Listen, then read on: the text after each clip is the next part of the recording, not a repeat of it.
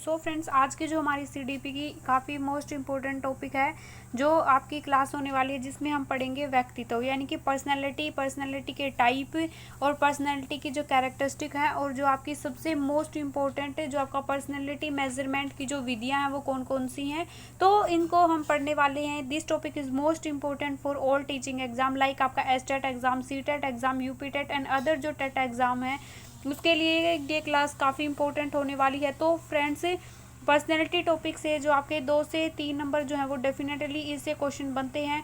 जिसने PYQ किए हैं उसको पता होगा कि इस टॉपिक से काफ़ी जो है वो इम्पोर्टेंट क्वेश्चन बनते हैं और काफ़ी कंफ्यूज भी रहते हैं स्टूडेंट। तो इसको हम काफ़ी पूरा कॉन्सेप्ट जो है वो क्लियर करने वाले हैं। कंप्लीट देखना वीडियो को। कंप्लीट वीडियो देखने के बाद जो है वो वीडियो को लाइक करें। चैनल पर न्यू है, पहली बार विजिट करें तो चैनल को सब्सक्राइब जरूर कर लें। सो फ्रेंड्स, आइए वीडियो को स्टार्ट करते हैं।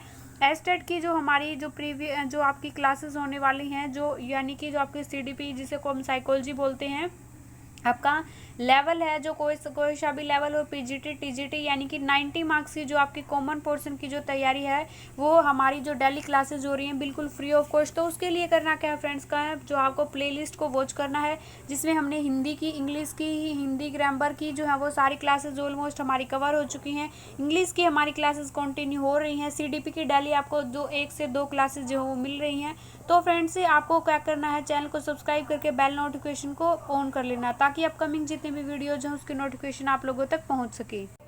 व्यक्तित्व जो है फ्रेंड्स क्या होता है, यानी कि अंग्रेजी भाषा में इसको जो हम पर्सनैलिटी कहते हैं। पर्सनैलिटी शब्द जो है वो किससे बना है? अंग्रेजी भाषा का पर्सनैलिटी जो शब्द है फ्रेंड्स वो लेटिन भाषा के पर्सोना शब्द से बना है। काफ़ी बार एग्जाम में क्वेश्चन बना है कि जो लेटिन भाषा का जो है वो कौन सा शब्द है जिसे कि आपका पर्सनैलिटी शब्द बना है। तो पर्सोना जो शब्द है वो कौन सी लेटिन भाषा का जो शब्द है पर्सोना से जो मिलकर बना है, जिसका शाब्दिक अर्थ जो है क्या फ्रेंड्स, नकली चेहरा, मुखौटा या नकाब। यानी कि मुखौटा जो है किसी का जो है वो अलग ही जो आप चेहरा है उसको जो है वो अपने फेस पर जो है उस चेहरे को लगा लेते हैं, या फिर आप नकली जो फेस है वो बना लेते हैं। जैसे कि आजकल जो है वो मेकअप चला हुआ है, हम मेकअप का यूज़ करते, कोई मुखौटा जो है वो यूज़ नहीं करते। तो यानी कि मेकअप से हम कुछ भी बन जाते हैं। पहले जो पिछले जो प्राचीन टाइम में जो है वो मेकअप वगैरह जिस टाइम पर नहीं होता था तब जो है वो क्या करते थे, लोग मुखौटे होते थे। जैसे कि अलग अलग हनुमान जी का आपने बच्चों को देखा होगा, जो आपके दादा परदादा हैं उनसे पूछना या आपके मम्मी डैडी हैं उनसे पूछना कि पहले लोग है जैसे हनुमान जी का हो गया, रावण का हो गया, और अलग अलग कार्टून हैं उनके जो मुखौटे आते थे या 5 रुपए का 10 रुपए का, वो अपने चेहरे पर जो है वो लगा के घूमते थे। यानी कि पहले मेकअप वगैरह का यूज़ इतना नहीं होता था। तो यानी कि नकली चेहरा बनाकर किसी चीज़ जो पर्सनैलिटी को जो है वो यूज़ करना। यानी कि क्या होता है, पर्सनैलिटी जो एक्चुअल में जो है क्या होती है, पर्सनैलिटी जो हमारे इंटरनल जो हमारा बिहेवियर होता है और जो हमारी आउटर जो आपकी पर्सनैलिटी होती है उनका जो मिक्सचर होता है वो क्या होती है, आपकी पर्सनैलिटी। यानी कि आपका जो है हेयर स्टाइल करने का तरीका, बातचीत करने का तरीका, लोगों से जो है वो किस तरीके से आप बातचीत करते हैं, यानी कि जैसे आपका जो बिहेवियर होता है वो आपका आउटर भी हो सकता है, इंटरनल भी हो सकता है। वो आपकी सब चीज़ें किस में काउंट होती हैं, पर्सनैलिटी में। यानी कि किसी व्यक्ति के बाह्य और आंतरिक जो स्वरूप होता है वो आपका क्या होता है, वो पर्सनैलिटी होता है। जैसे कि आपने जो है वो कई बच्चे ऐसे देखे होंगे कि जो है वो सब चीज़ें जो है वो अपने फ्रेंड्स के साथ जो है वो काफ़ी अच्छी तरीके से बिहेव करते हैं। यानी कि कोई जो है वो उसके साथ बदतमीज़ी नहीं करते, एक दूसरे की हेल्प करते हैं, चीज़ें हैं वो शेयर करते हैं।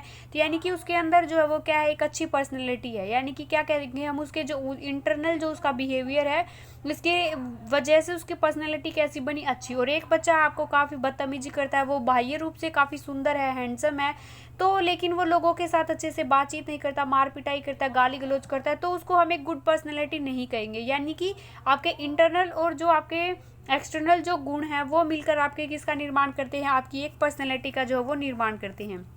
जैसे कि आपका किसी व्यक्ति का व्यक्तित्व उसके बाहरी स्वरूप की जो प्राथमिकता मानी जाती है। हम क्या कहते हैं, जो लड़की है ब्यूटीफुल है, अच्छा हेयर स्टाइल बनाती है, अच्छी जो है ड्रेसिंग सेंस है उसकी, तो हम उसको क्या कहेंगे, कितनी अच्छी पर्सनैलिटी है।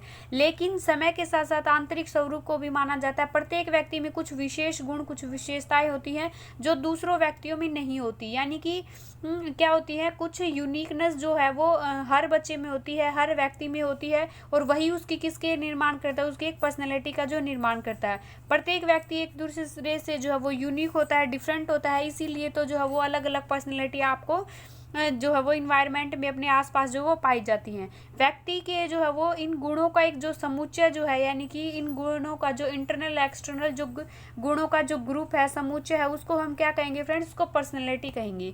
तो आई होप आप लोग पर्सनैलिटी जो है वो समझ गए होंगे कि जो है वो पर्सनैलिटी जो है वो क्या होती है, व्यक्तित्व जो हमारा क्या होता है।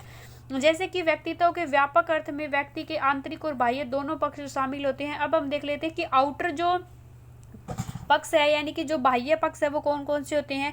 बाहरी पक्ष के आधार पर जब व्यक्तित्व का हम अध्ययन करते हैं, जो सतही तौर पर, यानी कि जो उसको क्या कहता है, ऊपरी दृष्टिकोण भी जो हम कहते हैं।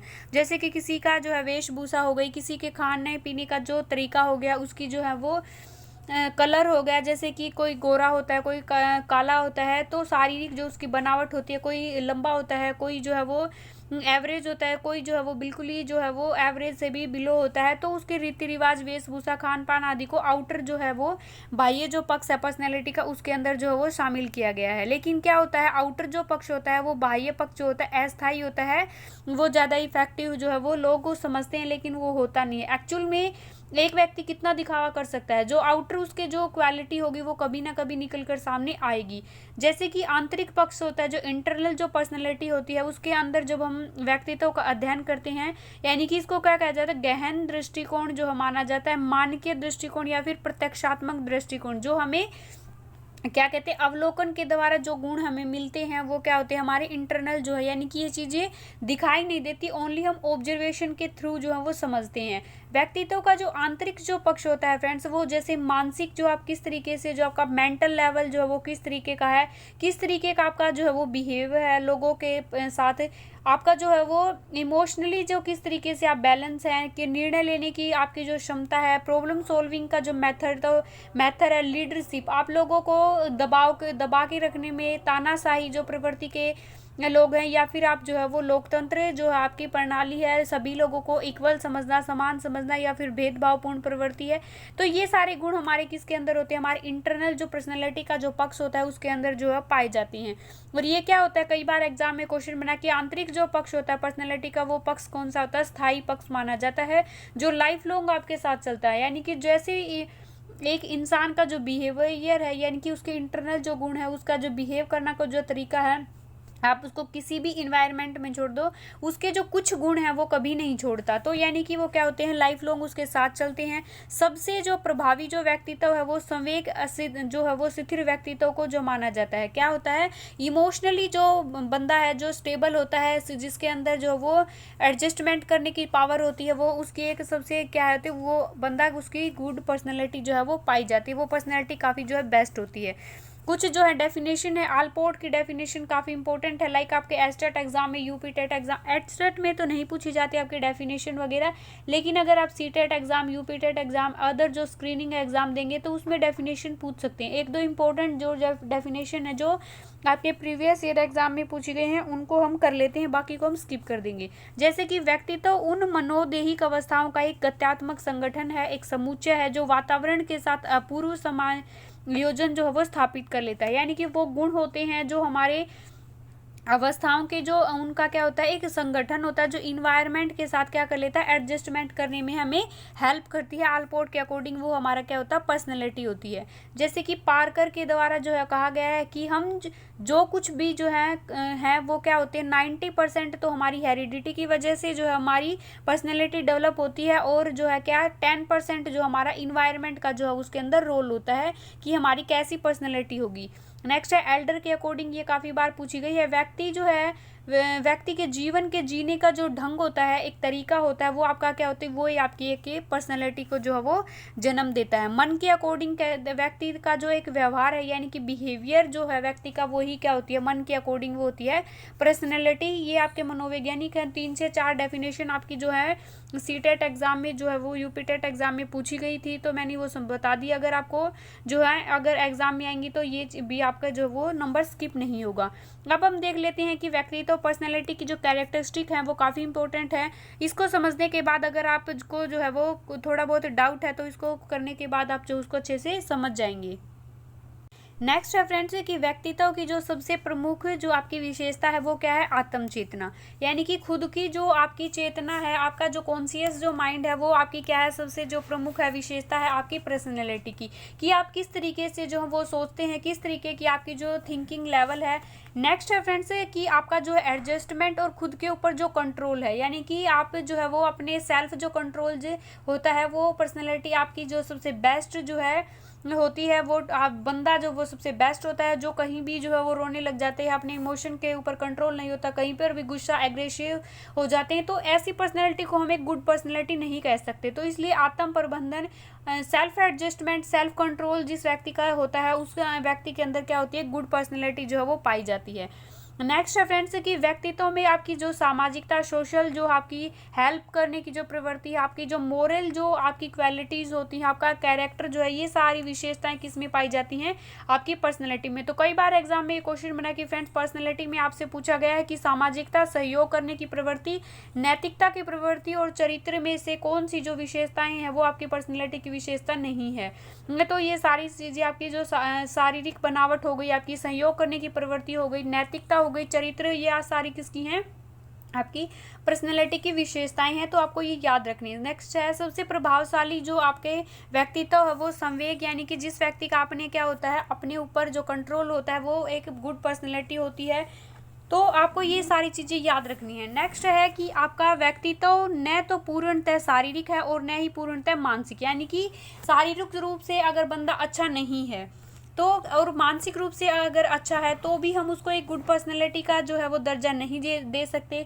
और एक बंदा जब मानसिक रूप से जो है वो काफ़ी जो है स्टेबल है, उसका जो है वो IQ लेवल काफ़ी तेज़ है, वो प्रतिभाशाली है, लेकिन उसका शारीरिक रूप से जो है वो ये कोई ना कोई जो है उसके अंदर विकार है, तो हम उसको भी एक गुड पर्सनैलिटी नहीं कह सकते। ना तो फिजिकली पूरी तरीके से जो है फिट होगा तो हम उस गुड पर्सनैलिटी कह सकते, और न ही मानसिक रूप से अगर फिट है तो हम उसको गुड पर्सनैलिटी नहीं कह सकते। यानी कि दोनों चीज़ें जो उस बंदे में होती हैं वही एक गुड पर्सनैलिटी के जो हमें दर्जा दिया जाता है।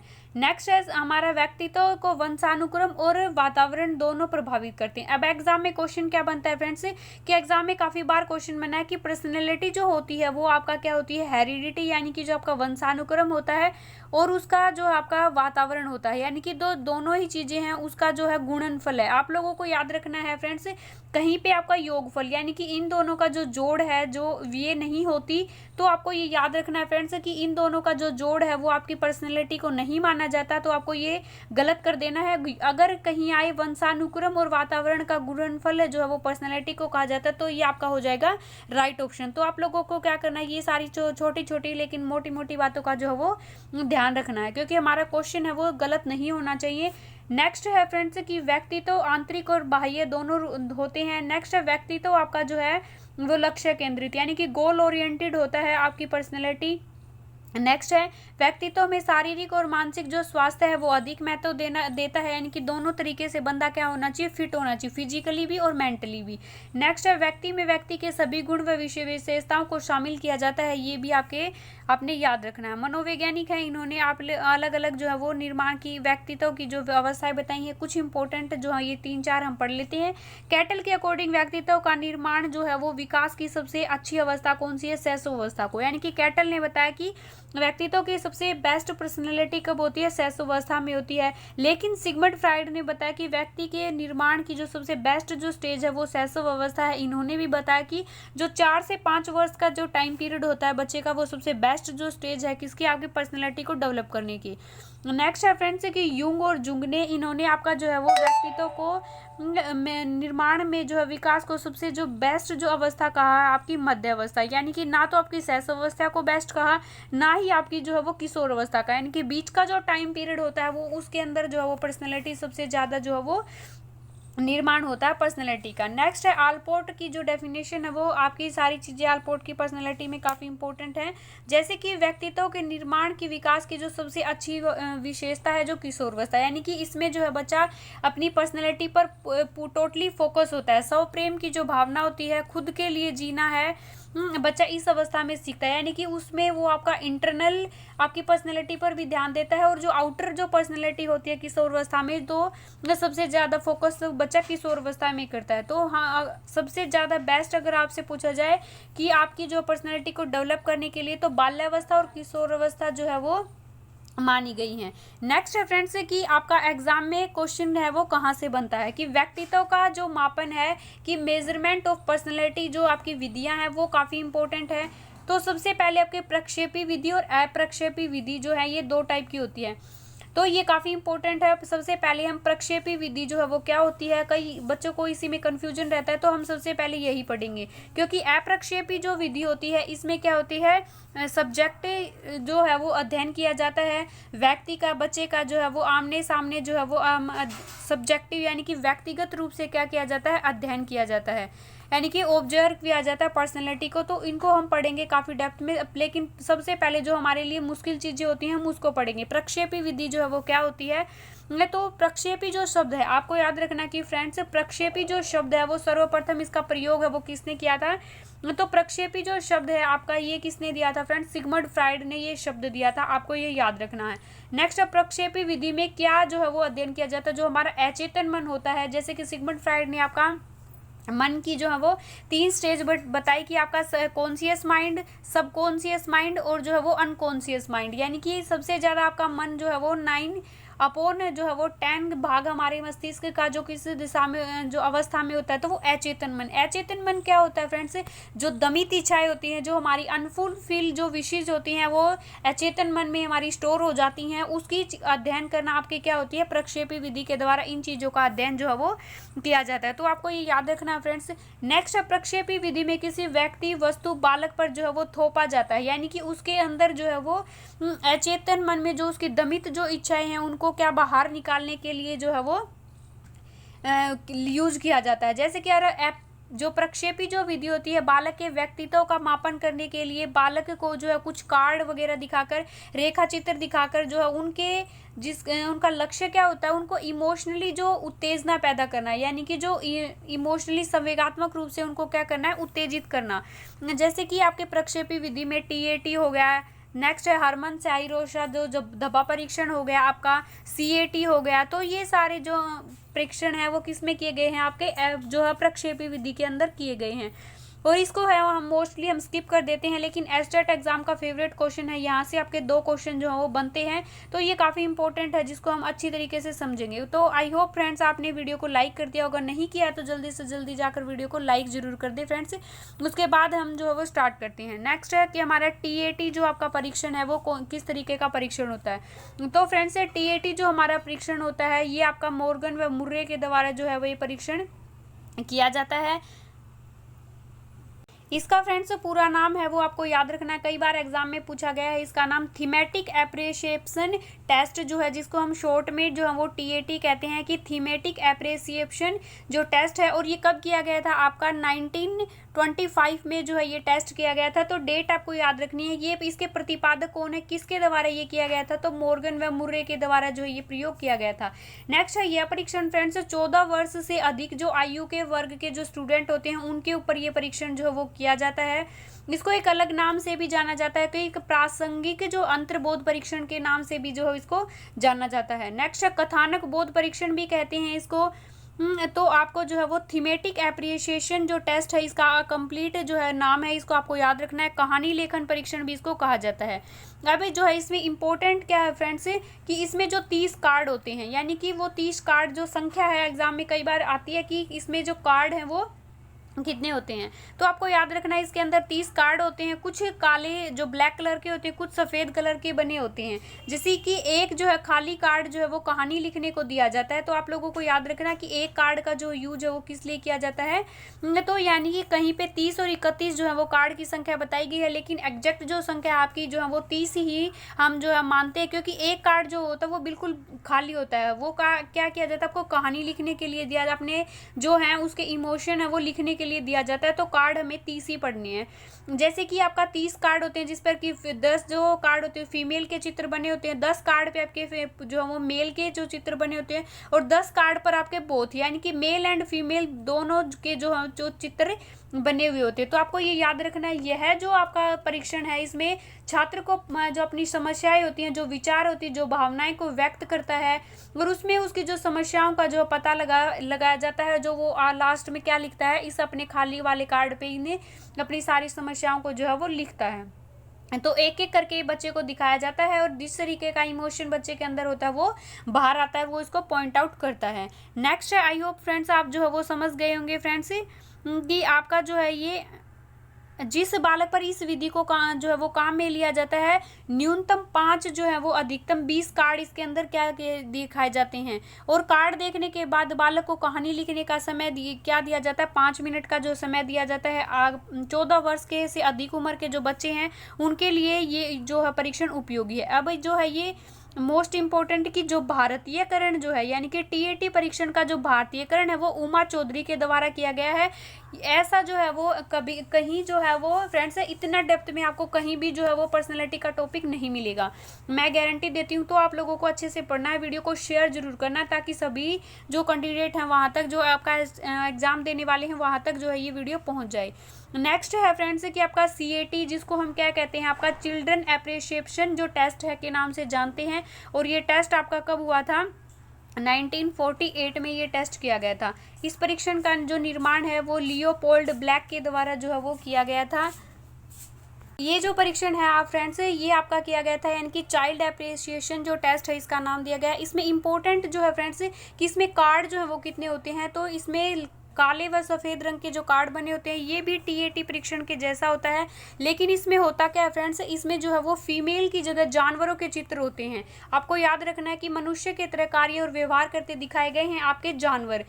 तो कार्ड जो है वो लिखने या के बाद कहानी लिखने को कहा जाता है बालक को, यानी कि व्यक्तित्व के जो उसके अंदर जो इमोशन है किस टाइप के जो है वो निकल कर आए तो उसको जो है वो व्यक्त करता है बच्चा।